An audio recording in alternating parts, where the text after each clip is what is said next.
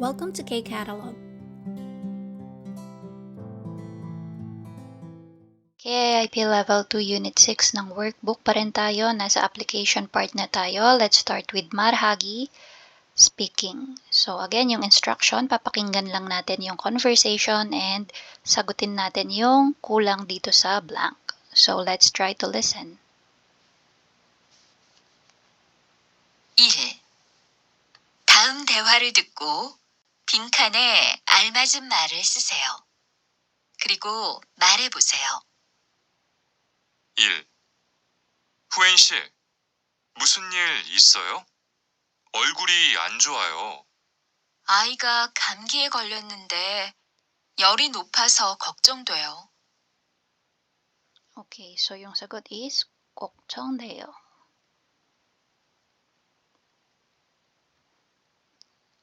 Number 2. 2. 약속 시간에 늦은 친구가 사과도 안 할 때 화가 나요.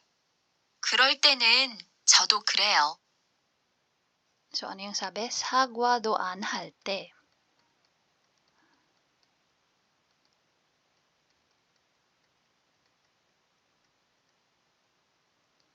Next, number 3. 3. 아이가 어려서 집에만 있으면 답답하겠어요. 네. 그래서 저녁에 공원에 산책하러 나가요. Okay, so discuss natin yung mga sagot. Number 1. Sabi ni Ga, Huwen shi, muson 일 있어요? 얼굴이 안 좋아요. Huwen, anong meron? Mukhang hindi maganda yung mood mo. Sagot ni Na, si Huwen yon. 아이가 감기에 걸렸는데 열이 높아서 걱정돼요.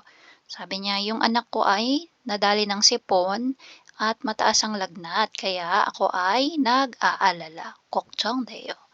So number 2. 약속 시간에 늦은 친구가 사과도 안 할 때 화가 나요. Ano yung sabi dyan? Kapag nalilate daw sa usapan yung kanyang kaibigan, tapos hindi nagsosorry or nag-apologize, nagagalit daw siya. Sagot ng kausap niya, 그럴 때는 저도 그래요. Kapag ganun ako din, same din daw yung feeling, ibig sabihin, nagagalit din daw siya. Number 3, 아이가 어려서 집에만 있으면 답답하겠어요. So, anong ibig sabihin yan? Kapag yung iyong bata daw or yung halimbawa anak mo, kapag may bata ka sa bahay, tapos Oreo means yung as in bata or toddler pa lang. Alagain pa, kumbaga. Tapos, palaging nasa bahay lang. Siyempre, hindi ka makakagaala-gaala kasi kailangan mong bantayan, di ba? So, 답답하겠어요. So, it feels suffocating, kumbaga, kasi lagi ka lang nasa bahay. Tapos, ang sagot ng kausap, 네, 그래서 저녁에 공원에 산책하러 나가요. Yes, sabi niya. Kaya, that's why, kapag sa gabi daw, labas daw siya sa park at maglakad-lakad. So,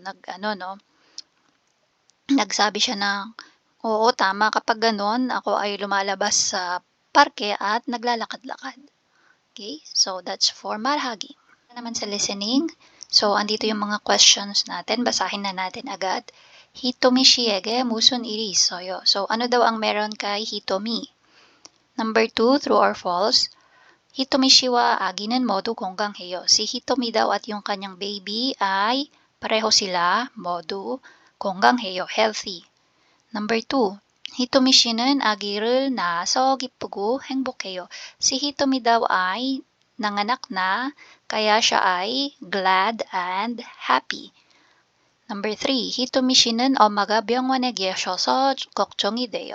Si Hitomi daw, yung mama daw ni Hitomi ay nasa ospital, kaya siya ay nag-aalala. Okay, so pakinggan natin and habang nakikinig tayo, we're going to take note, no? 듣기 2. 다음을 듣고 물음에 답하세요. 히토미 씨, 엄마가 된 걸 축하해요. 몸은 좀 어떠세요? 병원에 갈 때 걱정이 많이 됐어요. 그런데 아기도 건강하고 저도 괜찮아요. 모두 건강해서 다행이에요. 첫 아이가 태어나서 정말 기쁘겠어요. 네, 아기를 보면 너무 행복해서 눈물이 나요. 히토미 씨는 멋진 엄마가 될 거예요. 다시 한번 축하해요. Para dun sa napakinggan natin na conversation kanina, no, sagutan natin yung number 1. Ano bang meron kay Hitomi? So, based dun sa usapan nila, siya ay nasa ospital kasi siya ay nanganak. So, yung sagot natin dito, Hitomi ga 엄마가 됐어요. Okay? Kasi 'di ba kanina sa start ng conversation, kinongratulate siya nung kausap niya. Sabi niya, "Hitomi 엄마가 된 걸 축하해요." sabi niya. Congratulations kasi mom ka na, sabi niya. Or pwede din naman, Hitomi 씨가 아이를 낳았어요. So, ibig sabihin lang niyan, nag-gave birth na siya sa isang baby. 낳았어요. Yan, past tense kasi nanganak na. Okay? So, kahit alin dito sa dalawa, okay lang. So, dito tayo sa true or false. Hitomi wa agi는 모두 건강해요. So, pareho ba silang healthy? Yes. So, ayan, chinekan nga natin based sa narinig natin, no? Sabi niya kanina, 아기는 건강하고 저도 괜찮아요, sabi niya. Tapos, number 2, Hitomi 씨는 아기를 낳아서 기쁘고 행복해요. Yes, chinek din natin yung mga narinig natin na word kanina. So, circle. And then, number 3, Hitomi 씨는 엄마가 병원에 계셔서 걱정이 돼요. So, yung reason ba ng pag-worry ni Hitomi ay because yung mama niya ay nasa ospital? Hindi, walang nabanggit na ganon. Kaya siya nag-worry kanina sa usapan is yung on way na siya sa ospital. Nang papunta na siya ng ospital, dun siya nag-worry kasi nga manganganak na siya. So, that's for listening. Now, for reading, chinek ko yung ating article and na-notice ko na diary siya. So, we have the date here, although ayaw niyang ipaalam kung anong exact year, that's why X yung nakalagay dyan. And then, 맑음. 맑음 is yung weather. So, yung weather daw nung date na to ay bright or sunny. So, basahin natin yung sinulat niya. 오늘은 내 생일이다. 작년 생일에는 고향에서 친구들과 생일 파티를 했다. 친구들이 모두 모여 재미있고 신나는 하루를 보냈다. 그런데 오늘은 아침도 못 먹고 회사에 출근했다. 아무도 내 생일을 알지 못해서 축하 인사도 못 받았다. 외롭고 슬펐다. 그런데 퇴근해서 집 문을 열었을 때 갑자기 불이 켜졌다. 친구들이 촛불이 켜져 있는 케이크를 들고 있었다. 그리고 모두 함께 생일 축하 노래를 불러주었다. 나는 친구들이 깜짝 생일 파티에 너무 행복해서 눈물이 났다. 오늘은 정말 행복한 날이었다. So, yung sabi niya dyan, today is my birthday. 작년 생일에는, so last year, nung birthday ko, ay nag-celebrate kami ng aking mga kaibigan sa lugar namin. So, 고향에서. So, kung saan siya galing. So, baka umuwi siya, tapos, kasama ng mga kaibigan niya, nag-party sila. 친구들이 모두 모여 재미있고 신나는 하루를 보냈다. So, yung mga kaibigan daw niya ay nagsama-sama at nag-spend sila ng isang masayang araw.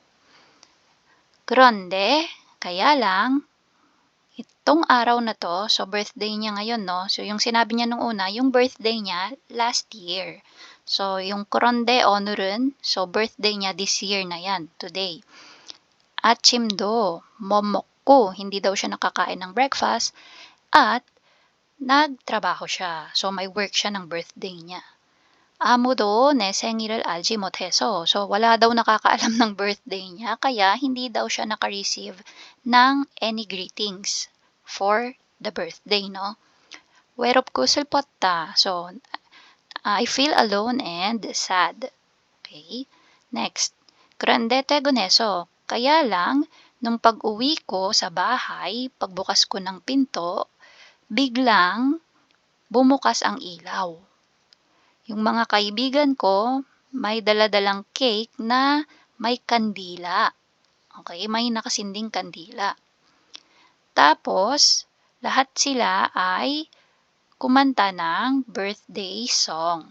So, para sa akin, yun yung ibig sabihin, no? Kinantahan daw siya ng birthday song. Nanan 친구들이 깜짝 생일. So, ako, yung mga kaibigan ko na nagbigay ng surprise birthday party. Para sa akin, I feel 행복해서. Sobrang saya. Okay? Na halos tumulo ang luha ko. Nun morinata. So, naano daw siya, no? Na-touch siya sa surprise nila. So, napaluha siya. 오늘은 정말 행복한 날이었어요. 날이었다. So, yung araw daw today, yung birthday niya ngayong taon ay sobrang saya. Okay, so, take note na yung article natin this time, inintroduce na tayo sa panibagong style ng pagsulat.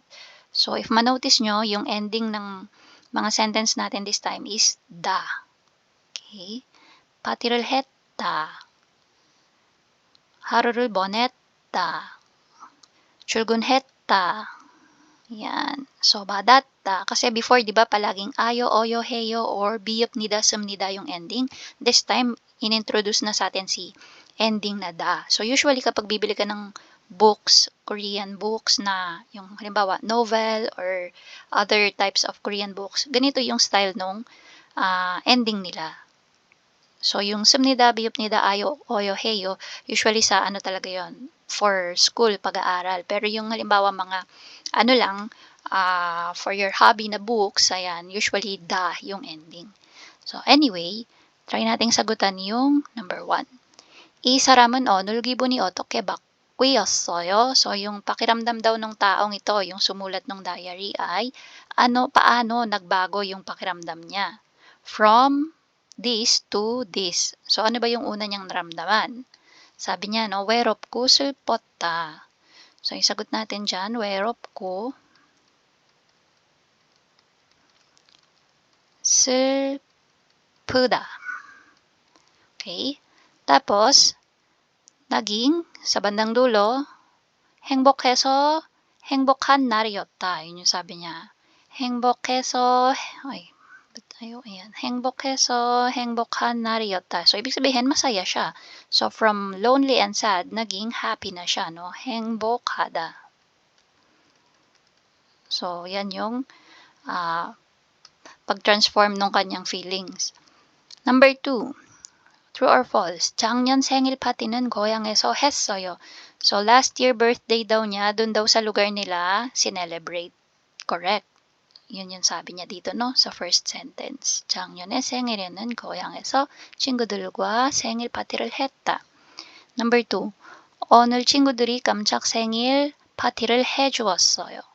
So, surprise party daw yung kanyang, mga kaibigan ngayong araw. So, again, that's correct.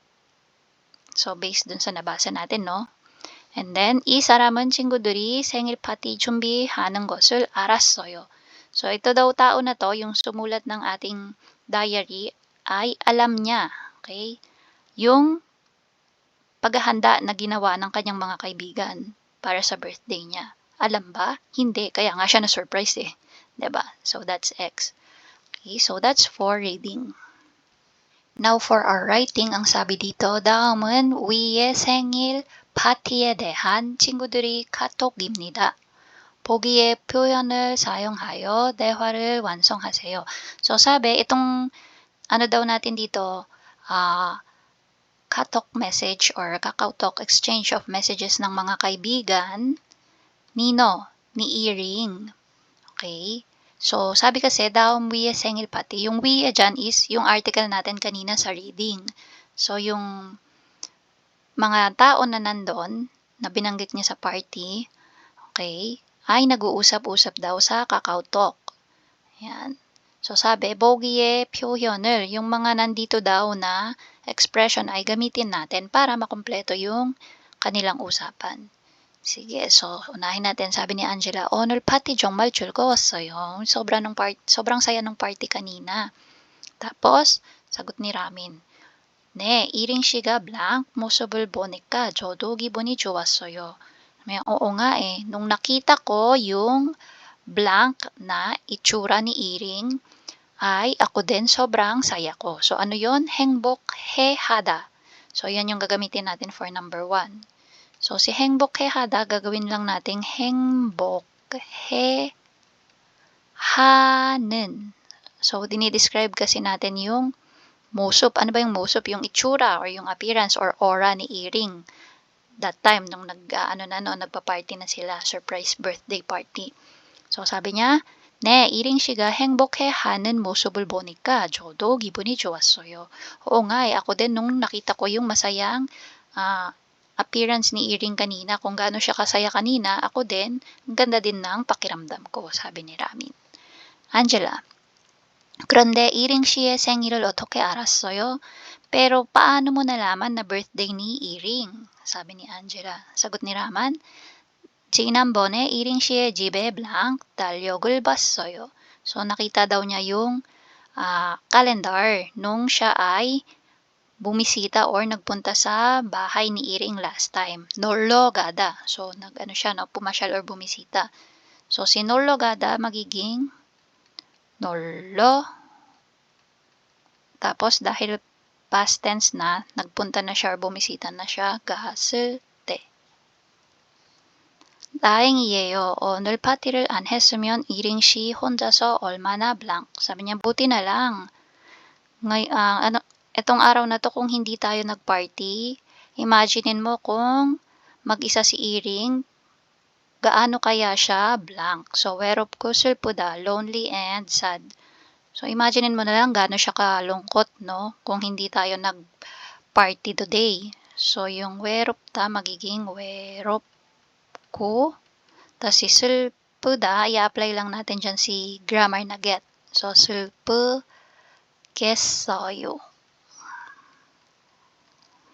tapos number 4, 맞아요. 이링 씨가 blank. 저도 같이 눈물이 났어요. So, 깜짝 놀라서 울다. So, gamitin natin yung real te, 을 te na grammar. So, 깜짝 놀라서. Tapos, yung ul, dahil real batchim na originally yung kanyang batchim, te na lang yung dadagdag natin. ul te. Sabi niya, oo nga eh, nung naiyak nga si Iring dun sa surprise party natin, ako din, naluha din ako, sabi niya. Yan. So, that's for our writing. And that's it.